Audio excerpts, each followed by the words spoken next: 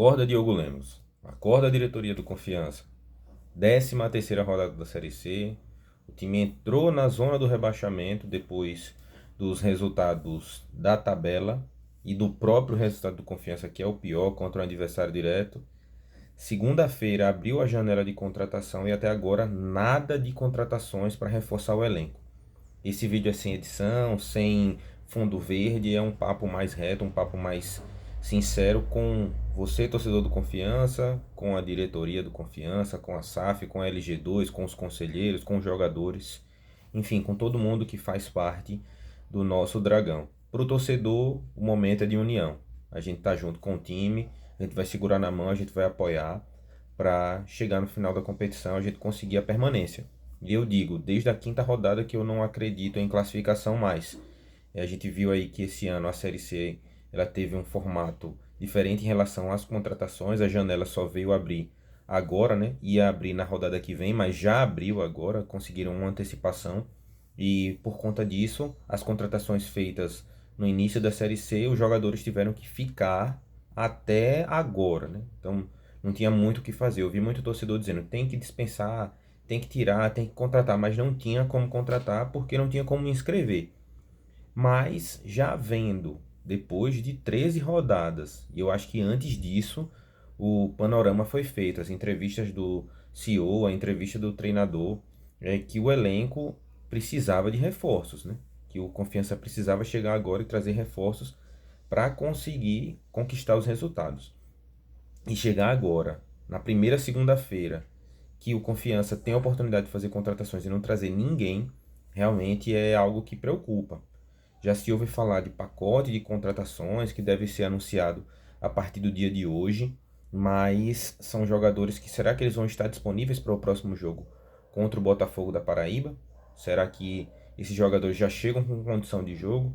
Por que que a diretoria do Confiança não se movimentou antes para esses jogadores já estarem aqui treinando para já essa semana já estarem por aqui disponíveis para o jogo contra o Botafogo já no final de semana? Por quê?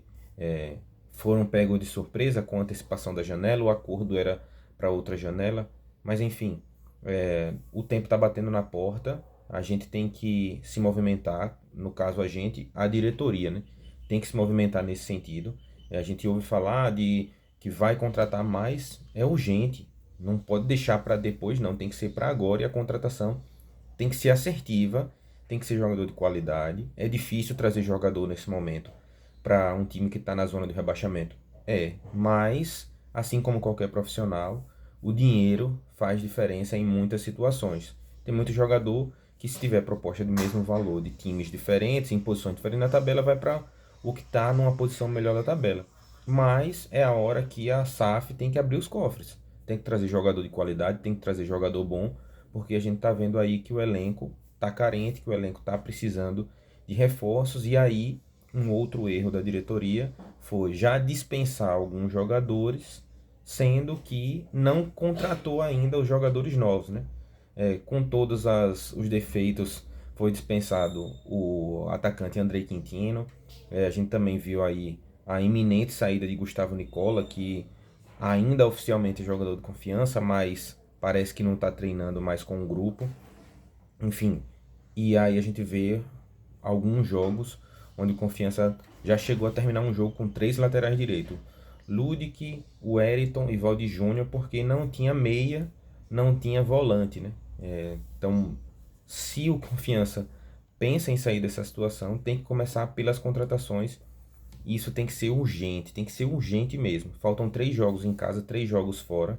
Confiança vai enfrentar Itabaiana e Anápolis, times que são concorrentes diretos pela permanência, e não pode se repetir a mesma cena que se repetiu aqui no Batistão contra o Barra. O Confiança tem que vencer esses jogos, não basta mais empatar, até porque hoje a gente precisa vencer o Itabaiana para ultrapassá-los na tabela. O Itabaiana joga em casa contra o Brusque, o Confiança vai jogar fora contra o Botafogo da Paraíba. Os dois times no G8, sendo que o Brusque é o líder. E a gente já viu que ser líder não é garantia que vai ganhar do time que está perto da zona de rebaixamento. A gente ganhou do Guarani aqui mesmo no Batistão. Então, é torcer para o time melhorar, é a diretoria se movimentar, é anunciar contratações. é fazer o trabalho com seriedade e o torcedor apoiar. E isso a gente não vai deixar de fazer nunca. Mas 6 rodadas estão faltando, Confiança tem 11 pontos.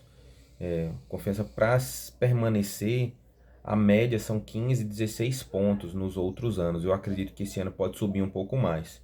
Garantido mesmo vai ser na faixa de uns 20 pontos. Então, acredito que 3 vitórias, essas 3 vitórias em casa, o Confiança consegue a sua permanência. Mas, como não pode dar chance para o azar, a gente tem que buscar os pontos fora também. Confiança enfrenta em casa, como eu falei, Itabaiana, Anápolis, e vai enfrentar o Maringá. Então enfrenta o Botafogo da Paraíba, a última é contra a Ferroviária e a do meio, agora me fugiu o time, mas serão 6 jogos no total. São jogos que o Confiança precisa buscar algum tipo de ponto fora, porque se por acaso acontecer algum imprevisto dentro de casa, já buscou essa gordura fora. Mas se a diretoria não se movimentar, a coisa não vai melhorar não. Acorda SAF, acorda diretoria, acorda Diogo Lemos, acorda LG2. Acorda todo mundo aí.